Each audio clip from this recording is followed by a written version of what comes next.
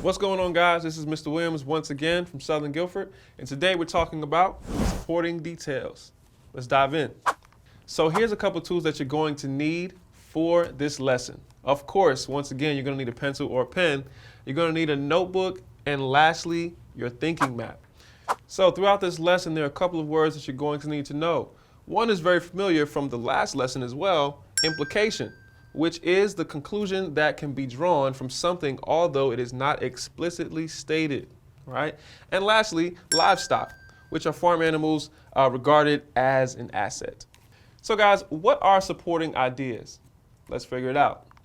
Supporting ideas are points that support your central idea. They also can be main ideas of a section, sort of like a chapter or even a paragraph.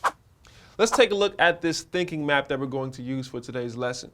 All right, this is a CCSSRI.2. All right, and it has different things and different sections that we're going to talk about in just a second. So this thinking map will help gather your thoughts. It will then also help you identify the structure for any text, and it also prepares you for any questions that could possibly come your way in the near future. So guys, let's look at the text. Right? The text that we're going to analyze today, of course, is thunderstorm basics. Now, we touched on this article in the last lesson, but we're going to dig in a little further this lesson as well. All right.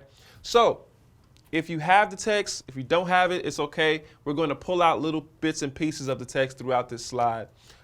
So go ahead and push pause and go ahead and reread and skim that text one more time.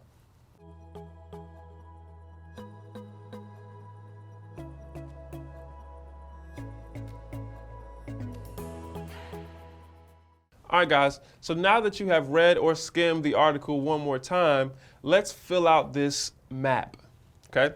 The first thing on the map asks us to introduce the text with an objective summary. Now, we talked about an objective summary a couple of weeks ago, so hopefully you guys remember what we talked about. Here is an example of how you can start your summary. The text blank by blank is mostly about or describes or discusses or even explains. So here is an example of what yours should look like. The text Thunderstorm Basics by the NOAA via News ELA is mostly information about thunderstorms ranging from how they form to the effects.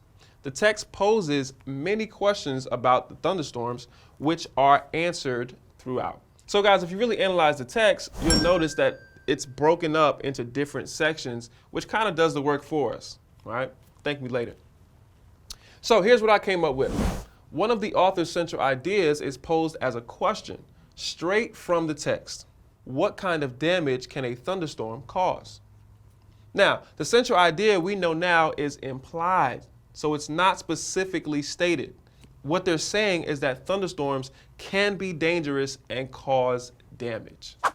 Let's move it right along. Let's go to the next thing that's on that map, which refers to identifying the key supporting ideas, including their relationships to the central idea. Okay? So what we're going to do is we're going to find two key supporting ideas that are related to the thunderstorms being dangerous, which we just talked about in the previous slide.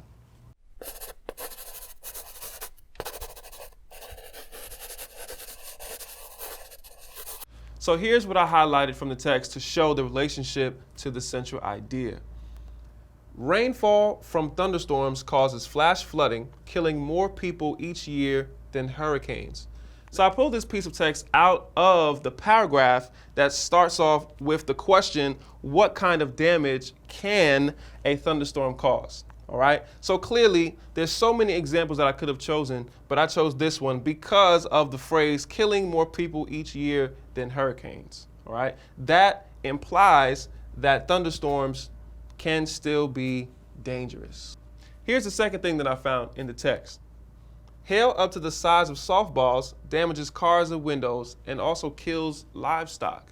All right, so this also has the word damage in it, which also refers to something being dangerous. So let's continue on this map. We have now to explain how the author uses particular details to develop each supporting idea. So what I did again is I pulled out a couple of different things, even from our last slide, that helps us to develop the supporting idea. So the author uses descriptive language, right, in the details to develop his idea. The descriptive language that I chose was straight from the last slide as well. Hail up to the size of softballs. So this kind of gives you imagery, and it kind of allows you to see the effects of the damage that thunderstorms can cause. Also, killing more people each year than hurricanes. The word killing automatically gives us a sign of danger. So this also allows us to see different things as well and visualize danger.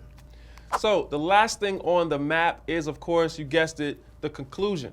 So it asks us to conclude by summarizing how the supporting ideas and details communicate this central idea. In other words, what is this all about? So here's what I have. Hopefully you have something that is pretty similar as well. This text communicates the dangerous and destructive nature of thunderstorms throughout the many examples provided by the author. Okay? So now that we've wrapped up everything, I want to pose to you a question. Now this question you're probably going to see a little bit in the future, so be prepared for it. What is the central idea of this text? How does the author use supporting ideas and details to develop this central idea? Now, you're going to see this question from now until you probably graduate high school. But luckily, if you tuned into this lesson, which you are watching right now, we used our map, and that map will help you to answer this question to perfection. All right, this about sums everything up. Hopefully you learned a lot today, and thank you for tuning in. This is Mr. Williams, and I'll see you next time.